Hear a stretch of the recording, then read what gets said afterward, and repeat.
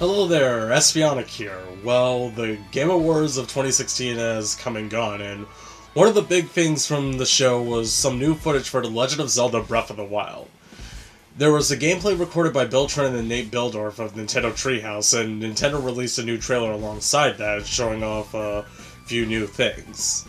I actually want to start with the footage played by Bill and Nate, and the first thing we see right off the bat is a character named Cass, a bird person who plays an accordion. Now, I don't know about you guys, but when I see bird people in a Zelda game, I think of the Rito tribe from Wind Waker. You know, characters like Medley, Prince Kamali, Quill the Postman, the Chieftain, all of those characters. And this wouldn't be the first Wind Waker tribe to be represented in this game, since we saw back at E3 this year that the Kuroks will appear in the game as well.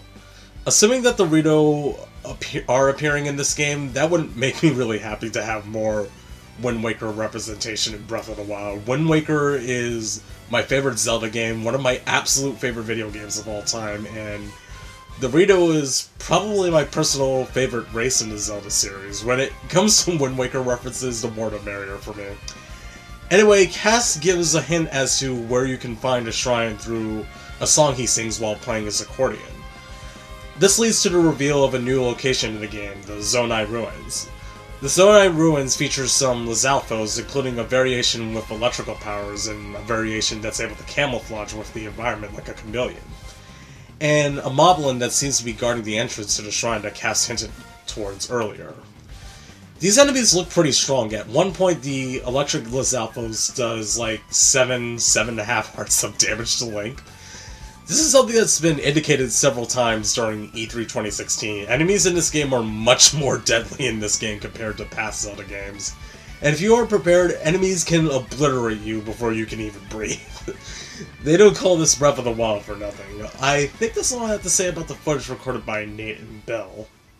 So, let's talk about the Life in the Ruins trailer. This trailer showed some actual civilization in the world of Hyrule in the game. We see some people fighting against some monsters that have plagued the land. We see a humble little village, and we see a large tent in the middle of nowhere, and there are a number of people around there. Now, there are a few things that I kind of noticed about this tent. It has a giant horse head structure on the top of it, and there are these signs that are affixed to the upper parts of the side of the tent.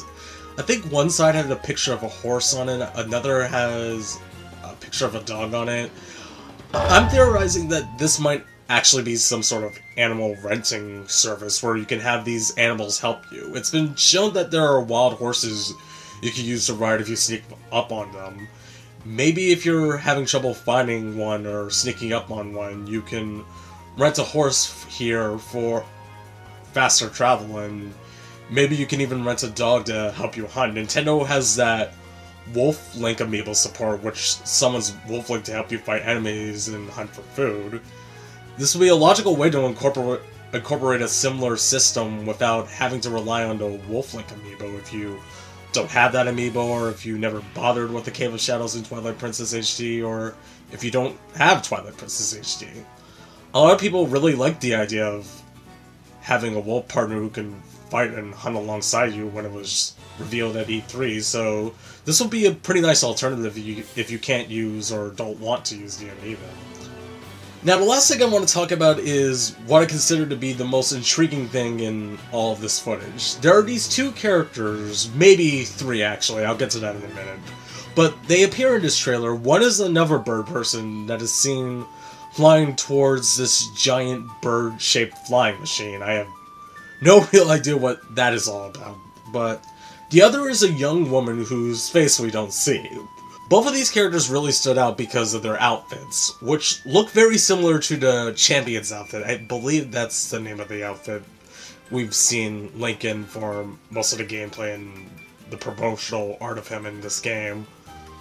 So, why is it that these characters have such a similarly colored outfit? I'm kind of thinking that these characters are part of some sort of alliance or resistance group that was tasked with stopping Ganon.